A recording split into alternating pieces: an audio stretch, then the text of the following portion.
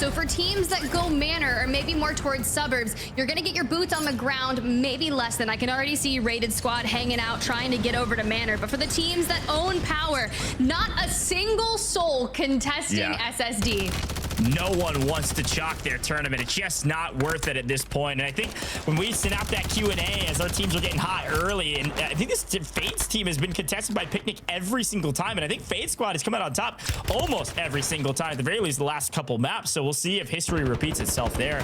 Most of that Q&A, Tiff, they said SSD, Falcons, Shifty, some variation of that, the hardest team to kill in the game. But a lot of the notes inside of that were, it's because no one can test them and they have infinite money and they have advanced UAVs at all times. So something interesting to think about, something interesting to maybe try later in the game. If you keep losing to SSD in the mid game, maybe just contest them early and, I don't know, hedge your bets. We'll see. I love that questionnaire because we asked for a lot of fun facts, and I'm gonna leave this to you guys in Twitch chat because this team has won a map so far. But what is this fun fact? Who does this belong to? And I quote, "I am Biffle's daddy and he would be nothing without me." Name the player. You're welcome.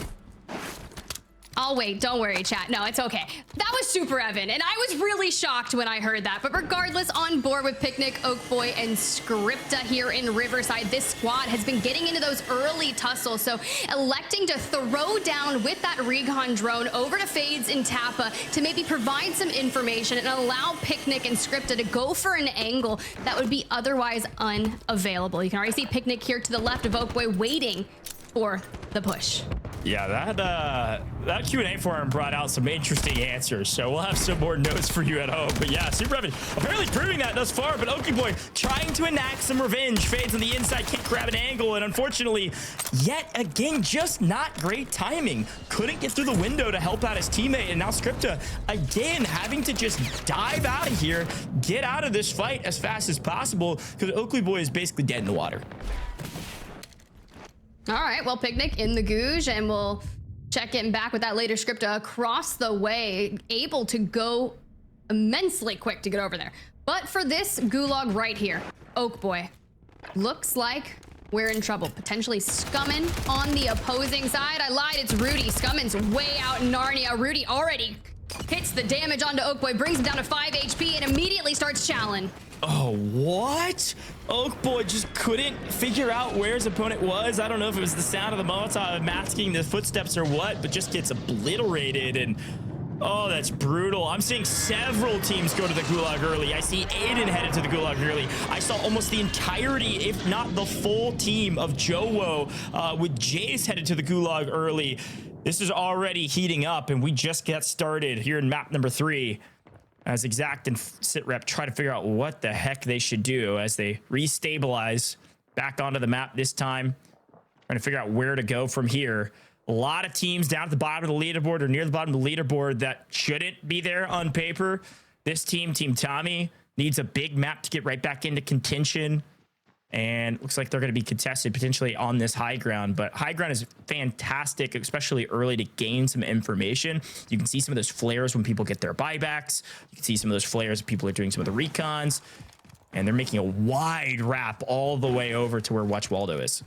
Yeah, they're really going to need this. Now, granted, they're sitting at 18th place on the leaderboard with 16.2 points, and we'll check back in with them later because Vombot Devo Shero had a lot of words coming out of the lower round 2 and find Jowo off on his lonesome, able to clean that up with ease. But you have to start thinking, what's going wrong for Jowo, Bredman, and co. off to be eliminated that early on? Yeah, I don't know. We'll keep checking in with all the teams that we can. Team that kind of fell a little bit silent. Haven't seen them on main stage as much. You can say FaZe Doozy there with Adrian. Looks like only 2 up for that squad. Where is Sage? Has he been fully eliminated? Maybe in the gulag currently. Only time will tell, but it's a squad a lot of people have fairly high expectations for. I know the Death talked a little bit about it. Skullface with a live ping there from Noobs, able to wall bang through that door and wall and still get some hit markers on his opponents. Now they push the equation. They have one weak, but they can't do it. Skullface goes down. Will Swag pull a clutch? No, they do end up falling, and just in the nick of time to be able to grab a full res. Very well done. That looked hairy for a moment though. Yeah, it was definitely messy as we go to the gulag here with Swag. Let's run it up against Swish'em here real quick, and then we'll kind of run and talk about what we just witnessed because it was messy to say the least. But for Swag, Playing it more conservative here. It does connect and take the shields. Now we're pushing switch here.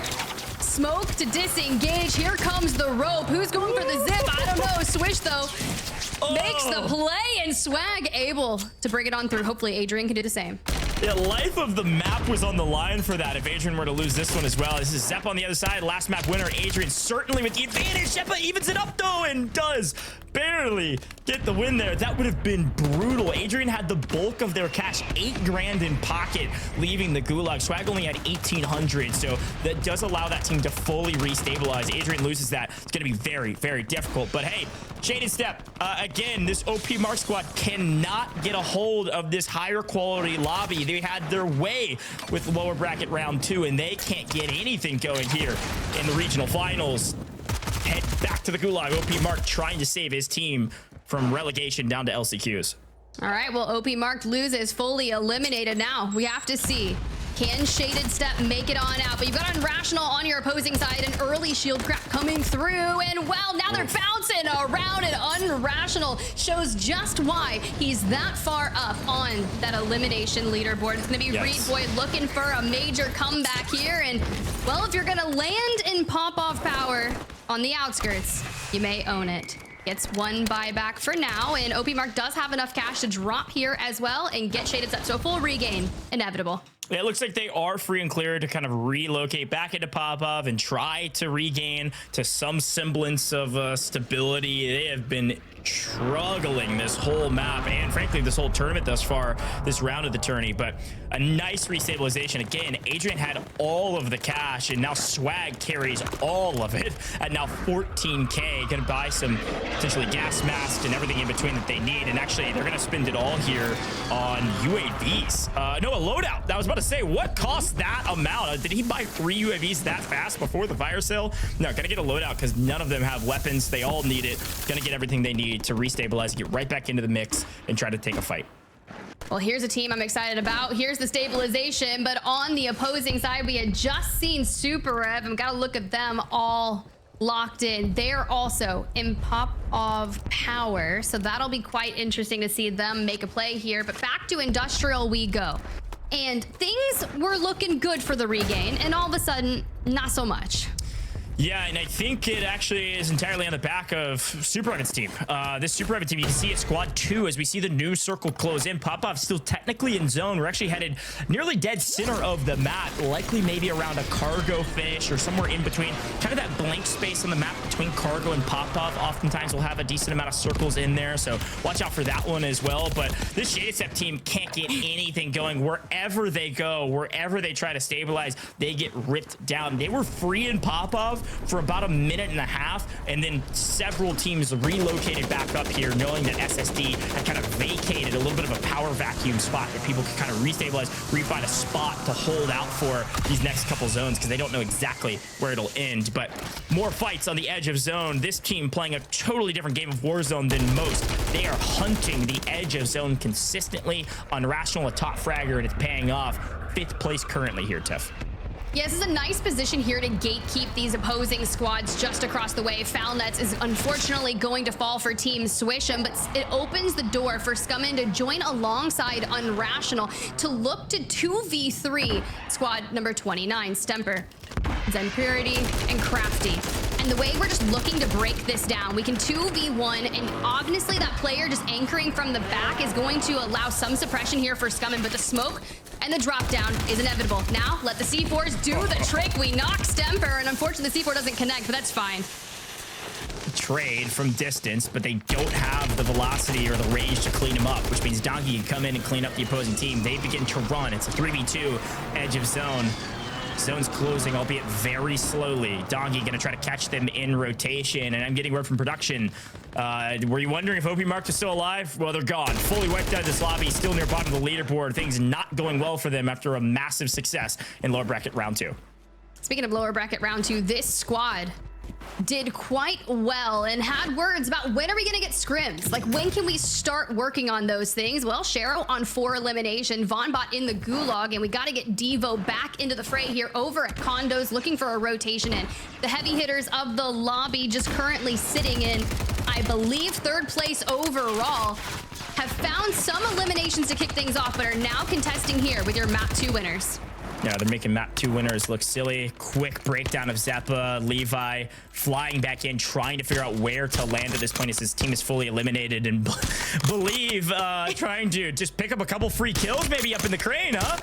Finally gets dropped after a couple plates get broken and scares him away as we try to regain Popov. It was fun to kind of watch this on our side view of the map as a C4 almost hits Shifty in the face. About to break into a 3v3 here. They let Popov, and now they've come back to reclaim their territory. Let's see if they can do it. Okay, there goes Nickel down and out. So a 3v2. Soka takes the brunt of that damage, but watch Waldo falls elsewhere. You hear the buybacks come through. Shifty's got eyes on Waldo, but can we keep it moving? Should be a nice breakdown, and they can just keep on taking this space. Now you think to where that zone is going to be pulling towards, we're still relatively central, but until Circle 4 pops, we'll have to wait and see which side you want to be on. For now, Jace on your screen, looking for some angles. Lovey and co say, nah, we're not staying in this building, but the hunt is on. Now, I'm a commentator. I'm not on the map right now, but these teams look scared. Every time a gunfight starts, everybody just sprints. And when you don't have player advantage, it's not a bad play. But this Jolo team pushed the building, didn't even get a knock. And then all of a sudden, the other teams are just running away from them. They only get 1 or 2 kills out of that between 2 other teams. And with a quick portable buy, they should be able to get their teammate back quickly, bred right back into the map. This team had some very early struggles in this map, all being sent to the gulag within the first minute and a half or so, and quickly trying to stabilize and get right back into the mix here, especially now that we're moving into the 4th and 5th circles. It's about high time, and looks like they're not able to get bread back yet. They have enough cash for it, trying to figure out where to throw the portable buy. I think they just threw it right as we left. A couple smokes to get onto the bridge.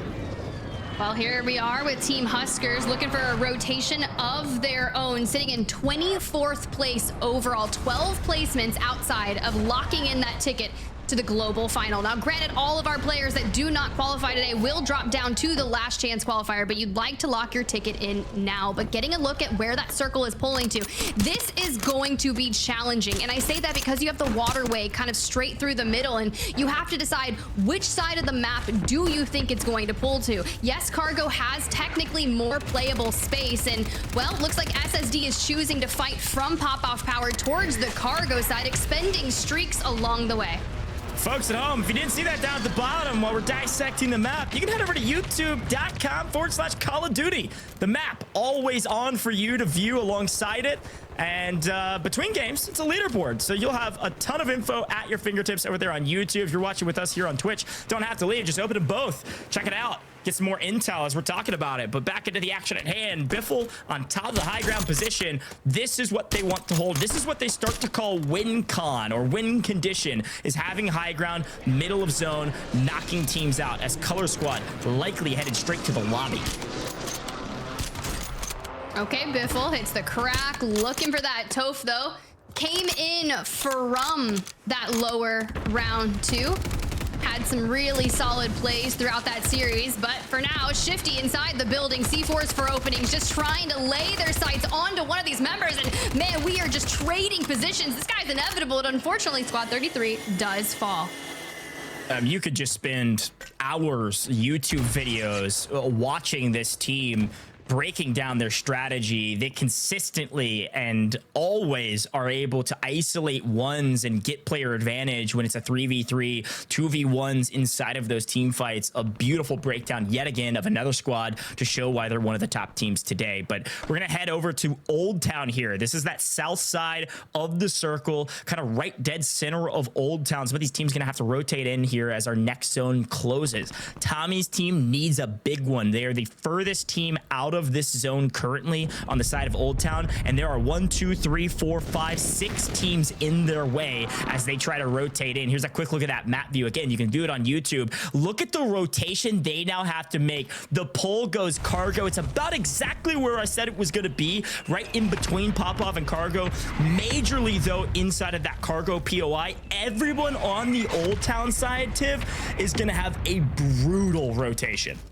They really are, and this squad in particular is the farthest north that you can possibly be. Ahead from them, they've already sought out the squad that's on that hill, so I'm really curious to jump into a listen with how they're going to get towards that next circle.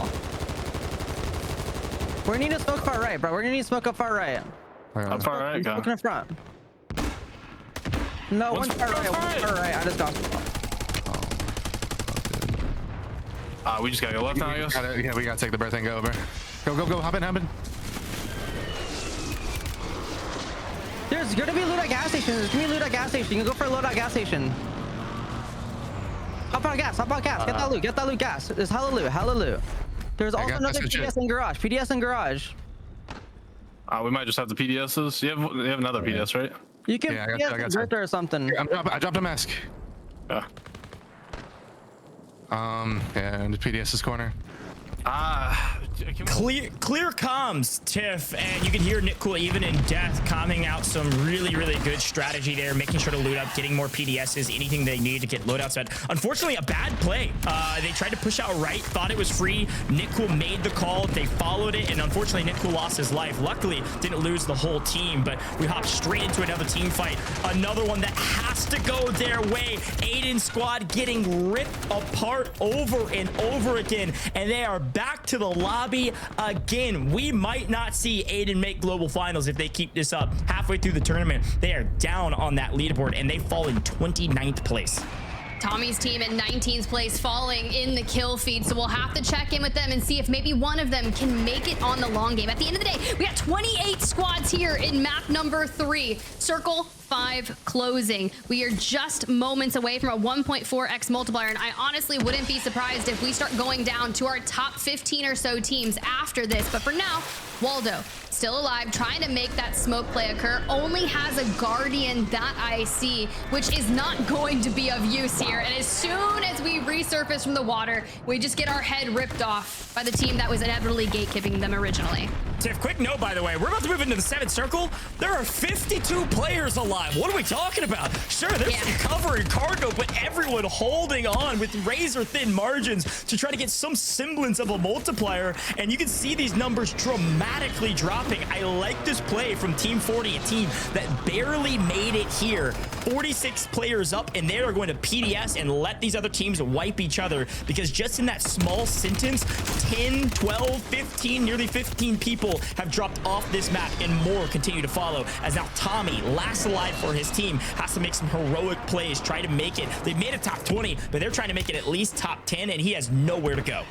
That's true. 1 HP just falls. Unfortunately, our number 1 seeded team is also out of it. For Rated Squad, Mayapo, last alive, pops in the LTV, and well, we're doing a dance here with Breadman, and well, we can also get rated back thanks to the mobile buy station. Do we have a full regain going on here? A massive regain. PA's behind with 5, 6, 7 teams trying to rotate in. Should provide a bit of cover. Rated team has a chance here, but they're falling on our aerial cam. It all comes up Mayapo. It looks like Prospect just bought back. Mayapo's just slaying out. Top fragger for a reason. Mayapo goes massive, hops back into the vehicle, and is still alive with like 4 HP and a dream. Bunker busters, mortar strikes, smokes. Everything is chaos, and Mayapo finally falls, and guess who's flying back in? It's Rated. This team will not die, and they've made it to top 10, and now 6 teams are left.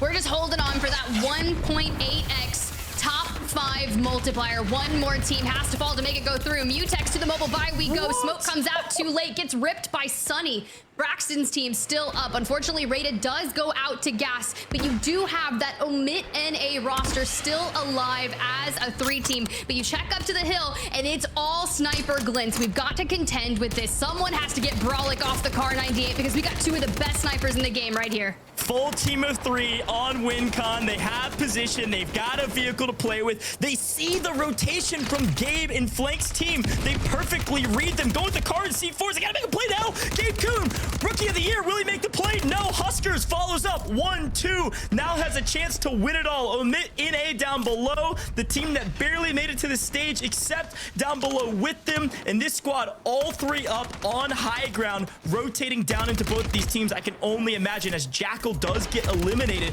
they still should win here, as Youngstas is last alive.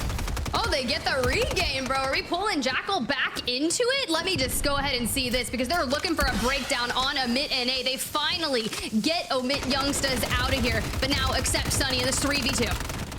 C4's no longer, not this time, says Huskers. Huskers with a victory, a massive leap up the leaderboard. I'll be super curious to see how many kills they got, and I gotta shout out this squad for a couple reasons, Tiff. This was the only team that played the zone in the final fight. There were so many squads down in cargo that nobody else had a vehicle to rotate up to high. I think Watch Waldo was the only squad that had a Bertha at any point during that fight, but there was just too much chaos around them to get to circle. So Huskers team, they took the Hummer, they drove up to Ultimate High, they let the rest of these teams just cause utter chaos down in the portable buy and around this radio tower, and see this fight unfolding in front of us. Shout out to NA for staying alive somehow through all of this and getting top 3, because it was utter chaos. And Huskers team, you can see him, Team 9, just lurking up on high ground, raining hellfire and picking up kills while waiting for their competition to figure out what the smart play was.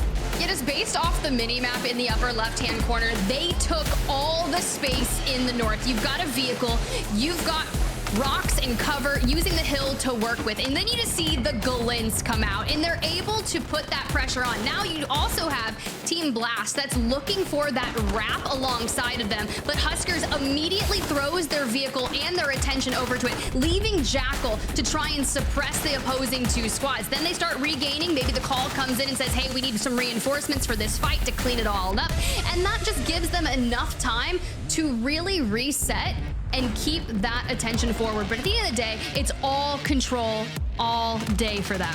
I can't wait to hear the reaction here. Youngsters really does everything he can to try to break apart the squad. It was going to be basically a 1v3 because Accept and Sunny couldn't push up. They were being held by Brawlic as Huskers and Jackal then 2v1 because Young did drop Jackal but not fully eliminate him. And because he couldn't even get one, Sunny and Accept had little to no chance here. I got to give a massive shout out to Huskers for being the IGL of this team and calling out that they got to push Gabe Kuhn there. Let's see what their reaction's like in this victory moment. I'm C4, I'm gonna C4 them. Knock one down here. C4. 1 right here. 1 right here. Dead. Nice. I can self. Nice. Nice. Down the hill on my yellow ping. I saw a guy. Yep. Nice. Jackal. We have a little heady right here. Okay, here's Oh, here, one. 2 guys on the left here. I can smoke. Smoke yourself. At that tree though. Heard. On me. Cracked. Plating. I'm Nice. I'm blocking me. 2 guys on the bottom left. They're on the pier. On my left. Okay. Yep. Weak.